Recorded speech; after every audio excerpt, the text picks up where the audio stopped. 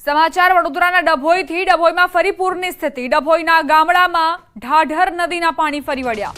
દંગીવાડા, કબીરપુરા, નારણપુરામાં વરસાદી પાણી ભરાયા છે। ઢાઢર નદીના પાણીએ પણ કબજો જમાવ્યો છે। બંબોજ, કરાલીપુરાના રસ્તા પાણીમાં ગરકાવ જોવા મળી રહ્યા છે। રસ્તા પર પાણી ફરી વળતા 7 ગામ સંપર્ક વિહોણા થયા। ડભોઈ વાઘોડિયા રોડ બંધ કરવાની ફરજ પડી।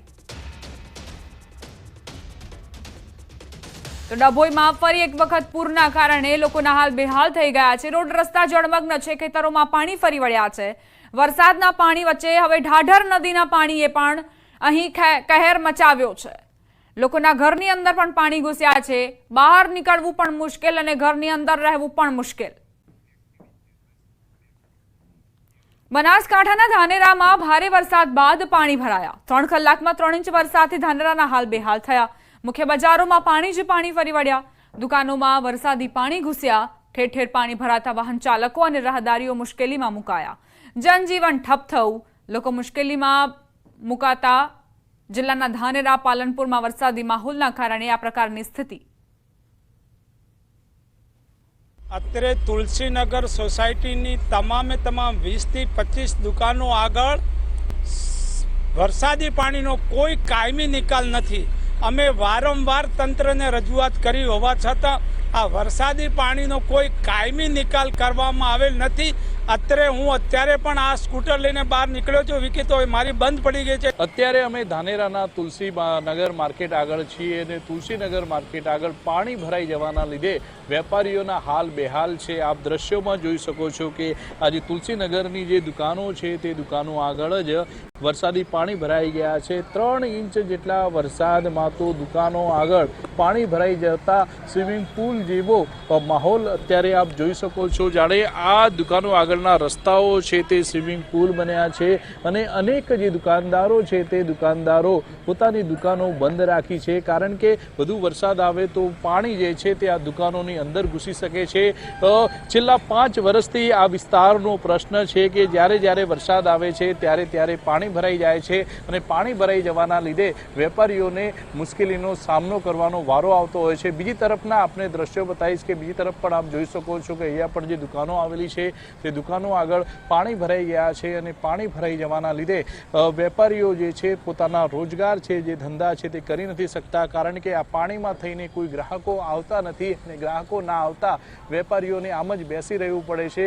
મોટાભાગની દુકાનો પણ આ પાણી ભરાઈ જવાના લીધે અત્યારે બંધ જોવા મળી રહી છે। આમ માત્ર 3 ઇંચ જેટલા વરસાદની અંદર જ ધાનેરાના હાલ જે છે અત્યારે બેહાલ જોવા મળી રહ્યા છે અને જે રસ્તાઓ છે તે સ્વિમિંગ પુલ બન્યા છે। કિશોર તુવર, ન્યૂઝ 18 ગુજરાતી, બનાસકાંઠા। સમાચાર પંચમહાલથી પ્રાપ્ત થઈ રહ્યા છે। પાનમ અને હડફમાં પાણીની આવક થઈ। બંને ડેમના 3 દરવાજા ખોલાયા। પાનમ ડેમમાંથી 16,000 ક્યુસેક પાણી છોડાયું। હડફ ડેમમાંથી 9,500 ક્યુસેક પાણી છોડવામાં આવ્યું છે।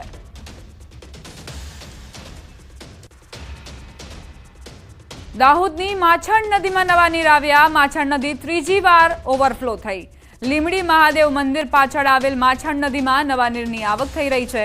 ઉપરવાસમાં પડેલા વરસાદના કારણે માછણ નદીમાં ધસમસતા પાણી આવ્યા। 1 મહિનામાં ત્રીજી વાર પાણી કોઝવે પરથી પસાર થયું।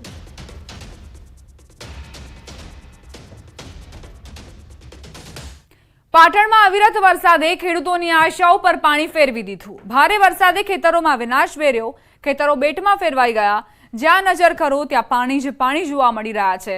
મોટાભાગના ખેતરોમાં ઘૂંટણ સુધીના પાણી ભરાતા પાક નિષ્ફળ ગયો। ચાણસ્માના કોંગ્રેસના ધારાસભ્ય દિનેશ ઠાકોરે શંખેશ્વર તાલુકાની મુલાકાત લીધી। અલગ અલગ ગામડાઓમાં જઈ સ્થિતિનું નિરીક્ષણ કર્યું। દિનેશ ઠાકોરે અસરગ્રસ્ત વિસ્તારમાં ઝડપથી ખેતરોનો સર્વે કરી ખેડૂતોને સહાય કરવાની માંગ કરી। ચાણસ્મા તાલુકામાં ભારે વરસાદના પગલે ખેતરોમાં પાક પાણીમાં ડૂબી ગયો। ખેતરોમાંથી પાણી નથી ઓસરી રહ્યા, જેના કારણે પાક કોહવાઈ ગયો। મોંઘા ખાતર, બિયારણનો ખર્ચ અને ખેડૂતોની દિવસ રાતની મહેનત પાણીમાં ગઈ। ત્યારે કોંગ્રેસ ધારાસભ્ય ખેડૂતોને નુકસાનીનું વળતર ચૂકવવાની માંગ કરી રહ્યા છે। જો કે વહીવટી તંત્ર સહયોગ ન આપતું હોવાનો પણ આક્ષેપ મૂક્યો। દિનેશ ઠાકોરે સર્વે કરી સહાય નહીં ચૂકવાય તો આગામી સમયમાં ખેડૂતોને સાથે રાખીને કલેક્ટર કચેરીએ ધરણાની ચીમકી પણ ઉચ્ચારી।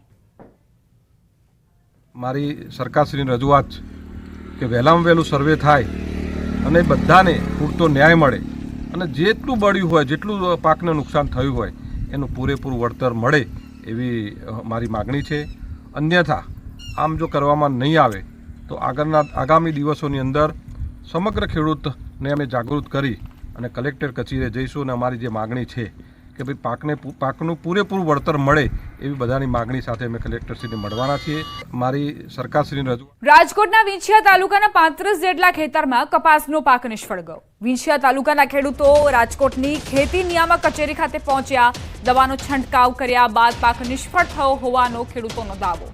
ડુપ્લિકેટ દવાના કારણે મોટાભાગના ખેડૂતોને નુકસાન થયું હોવાનો આરોપ મુકાયો. ખેડૂતો દ્વારા ખેતીવાડી અધિકારીને રજૂઆત કરાઈ.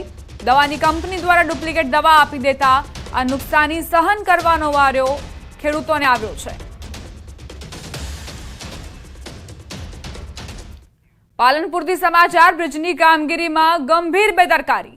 જીવના જોખમે બ્રિજની કામગીરી સેફટી વગર જ કામ કરતા લોકો દેખાયા. લોકાર્પણ પહેલા બ્રિજની કામગીરીમાં ગંભીર બેદરકારી જોવા મળી. 17 મીટરની ઊંચાઈ પરથી સેફટી વગર કામગીરી હાથ ધરાઈ. આવતીકાલે બ્રિજનું લોકાર્પણ થાય તે પહેલા જ સામે આવી આ પ્રકારની બેદરકારી. 11 માસ પૂર્વે પણ આવી જ બેદરકારીના પગલે ગડરો ધરાશાયી થતા 2 યુવકોના મોત નિપજ્યા હતા. તો લોકાર્પણ થવાનું છે અને તે પહેલા આ પ્રકારની ગંભીર બેદરકારી જે ત્યાં કામ કરતા લોકો છે તેમની માટે જીવનું જોખમ સર્જી શકે છે. 11 માસ પહેલા પણ આ જ બેદરકારી અને ફરી એક વખત તેનું પુનરાવર્તન.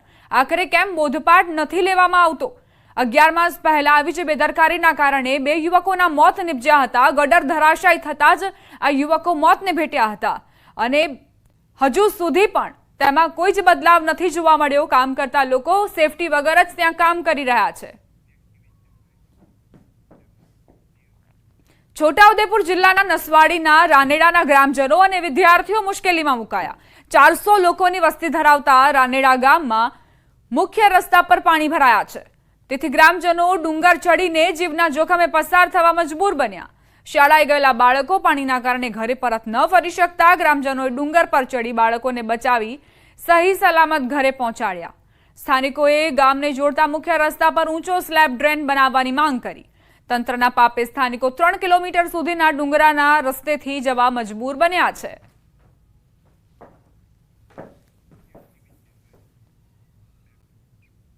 ગીર સોમનાથના તાલાળામાં વરસાદનો વિરામ છતાં શહેરના અનેક વિસ્તારોમાં ગંદકી અને પાણીનું સામ્રાજ્ય છવાયું છે. શહેરીજનોએ પાલિકાને અનેક વખત રજૂઆત કરવા છતાં ગંદકીનો નિકાલ નથી કરાયો. શહેરના એસટી ડેપો સામેનો વિસ્તાર, રામટેકરી વિસ્તાર અને આંબેડકર વિસ્તાર સહિતના વિસ્તારોમાં લોકો ગંદકી અને પાણી ભરાવાની સમસ્યાથી ત્રાહિમામ પોકારી ઉઠ્યા છે. તો કેટલીક જગ્યાએ પાલિકા દ્વારા શહેરીજનો સાથે ઓરમાયું વર્તન કરાતું હોવાનું શહેરીજનો જણાવી રહ્યા છે. જેથી સ્થાનિકો સ્વખર્ચે રસ્તાઓ પર પાણી ન ભરાય તેની વ્યવસ્થા કરી રહ્યા છે. બીજી તરફ શહેરના પોલીસ સ્ટેશન સામે ખાનગી ક્લિનિક અને સરકારી હોસ્પિટલ નજીક છેલ્લા 4 મહિનાથી પાણીનો ભરાવો થયો છે.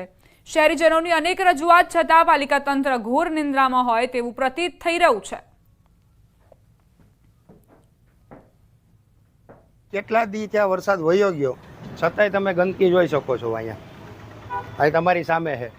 આગળ રોડ ઉપર કાયદેસર ઉકેડાનો ઢગલો કરેલો છે. રોડ ઉપર કરેલો છે. એ નગરપાલિકાને જોરદાર. અને તમે કોઈ પણ રજૂઆત કરો તો એમ કે આ અમારા નગરપાલિકાને હદમાં નથી આવતું. હું આ એરિયામાંથી 12 વર્ષથી આ દુકાન ચલાવું છું. આ વિસ્તાર બસ સ્ટેશન SBI વાળી શેરી છે, ભારત ગેસ વાળી. અને આમાં સમસ્યા અવારનવાર એવું છે, જ્યારથી ગટર યોજના થઈ છે ત્યારનો આ રોડ બન્યો નથી. અને અમારે હરેક ચોમાસે આના પરિસ્થિતિ છે. દર વખતે પાણી ભરાય છે, કોઈ નિકાલ થતો નથી. આજુબાજુમાં ત્યાં સરકારી હોસ્પિટલ આવી છે અને સરકારી હોસ્પિટલ પ્લસ લેબોરેટરી, અને ત્યાંથી ને અંદાજિત આખા દિવસમાં માણસો ઓછામાં ઓછા 1500-2000 માણસનો ચાલવાનો રસ્તો છે. છતાં માણસો પાણીમાંથી, ગંદા પાણીમાંથી ચાલીને કોઈ દવાખાને જાય છે, કોઈ લેબોરેટરી આવે છે, અને એ જાણે છે બધાય. ભારે વરસાદને કારણે અમુક જગ્યાએ ખાડા ખાબોચિયા ભરવાના પ્રસંગોને કારણે ગંદકી દેખાય છે. પરંતુ હવે વરસાદ બંધ થઈ જતા તાલાળા નગરપાલિકા દ્વારા સઘન સફાઈ ઝુંબેશ ઉપાડવામાં આવેલ છે અને અંદાજે 7 થી 8 દિવસની અંદર તાલાળા શહેરમાંથી તમામ જગ્યાએથી ગંદકી ઉપાડી લેવામાં આવશે. કચ્છમાં આવેલા ભેદી રોગચાળાને લઈને આરોગ્ય મંત્રી ઋષિકેશ પટેલ તેમજ પ્રભારી મંત્રી પ્રફુલ પાનશેરિયા 2 દિવસથી કચ્છમાં છે. આજે મંત્રીઓએ હોસ્પિટલની મુલાકાત લીધી. સામૂહિક આરોગ્ય કેન્દ્ર દયાપર પર આરોગ્ય સુવિધાઓની સમીક્ષા કરી. દયાપર સામૂહિક આરોગ્ય કેન્દ્ર ખાતે દાખલ દર્દીઓના હાલચાલ પૂછ્યા. રાજ્ય સરકાર નાગરિકોના સ્વાસ્થ્ય અંગે ચિંતા કરી રહી હોવાનો વિશ્વાસ અપાવ્યો. રેસ્પિરેટરી સિસ્ટમની અંદર પણ ક્યાંય તકલીફ લાગે તો તરત જ આગળની સારવાર માટે ભુજ હોસ્પિટલમાં આપણે પૂરતી વ્યવસ્થા કરી છે. સ્પેસિફાઈડ બેડ પણ કર્યા છે. વેન્ટિલેટર બાયપેપની પણ સગવડ કરી છે. એટલે તમામ આખી તાવ આવ્યાથી માંડી અને છેક સુધી એ દર્દી સારો ના થાય એ પ્રકારની આખી લાઇન ઓફ ટ્રીટમેન્ટ